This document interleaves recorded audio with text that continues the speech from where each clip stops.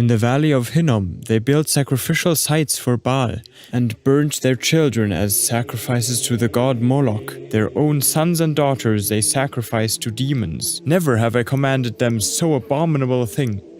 With no thought ever thought that they should involve themselves in such great guilt. For these nations have done what the Lord detests. Even their children they have burned for their gods. The centuries-old practice of child sacrifice to Baal, Moloch, and the Luciferian gods, condemned in the Bible, is still practiced to this very day. Around the world, many victims and witnesses are breaking the silence about this dark secret that has clung to our earth like cancer for millennia. The following voices reveal a Luciferian blood cult that practices child sacrifice and other cruelties. If we do not listen to them, and it's too difficult for us to even listen to what others have had to experience, if we do not spread these cries for help, the innocent blood of defenseless children will continue to flow and flow.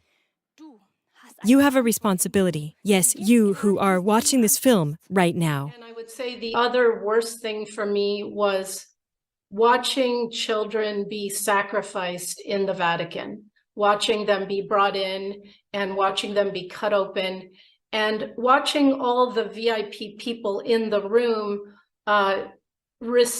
they do these sacrifices to invite demonic entities to inhabit them. And I was able to feel and see these entities also. And that was, for me, to see evil itself, it was something that also still haunts me to this day. As this little boy was being cut open alive, the man doing this was also bending over him and appeared to be eating the boy's entrails and blood. When the boy died and his screams stopped, a black mist appeared in the center of the room, at the same distance that this little boy's body was from me. And I'm still at the head of the table on the altar. The men were chanting, and I remember them saying, Lucifer. The black mist in the center of the room grew larger, and this demon was summoned. I saw its red eyes, and it was speaking in another language. Its voice sounded like thunder. But then they were still sawed up and were screaming. They told us it was the devil who was rising while they were screaming. That's when they were still alive. What did they do with the bodies? Partially eaten. Many survivors tell exactly the same story. Also, Astrid Dauster writes in her book, Opferkind, Victim Child, how her father, as a practicing Satanist, communicated directly with Lucifer.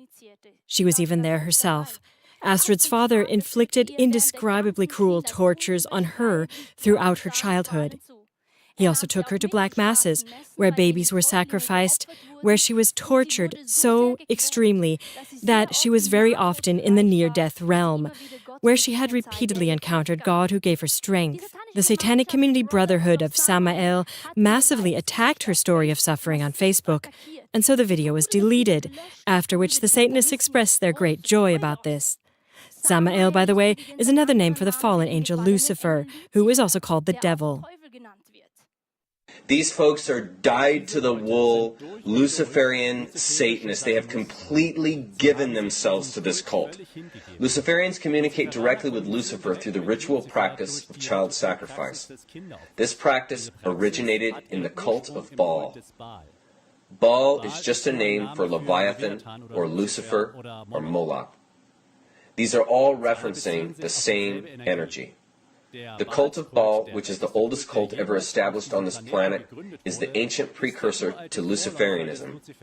Luciferianism, I personally consider, simply a formalized and highly organized cult of Baal. They are pure darkness, and this emptiness, lack, drives their craving for our life energy. John Todd is also a whistleblower of the Lucifer sect. He testified to countless human sacrifices by Satanists. Thousands are being sacrificed on Halloween alone. He told about the Rothschilds leading the sect. They were the mouthpiece of Lucifer.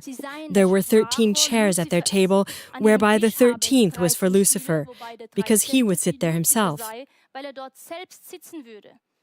He had seen all of this with his own eyes. John Todd tells of being on the Supreme Council of 13 and passing on direct political orders from the Rothschilds to politically influential people, such as governors or senators who happened to be in his area. He said that since Woodrow Wilson, and including him, there has never been a U.S. president who did not belong to this Satan's cult. We would elect the presidents they put up for us. For example, he also said that the Council on Foreign Relations is a section of this cult. He says that this cult has nothing to do with Jewish matters. It is 100% Druidic occult. But we were attending rituals also, rituals where they did murder children and animals. Animals is what they did like on your average holiday. But on the big ones, which they call black masses, it's where basically, and this is mostly satanic people, these covens of like 13 usually, because it's usually 13 members of a satanic coven, they'll get together with other covens in the area for these big black masses, they call them. And those are on specific days throughout the year. So on a few of those, I watched them actually kill children. For example, she tells about a ritual where a very small girl was tied to a large pole, lifted over a huge fire, and died instantly. The hair instantly dissolved, the skin fell off the body in layers. It was the cruelest event a person could ever witness. Can you also remember rituals performed on certain holidays? Yes, many times in the fall, Halloween, these rituals where I just realize these are not just rituals in everyday life, but really certain holidays where you really celebrated it and very, very, very many children were sacrificed. Alex Jones succeeded in filming such a ritual in front of a huge Moloch statue with a hidden camera as a witness in the strictly sealed Bohemian Grove.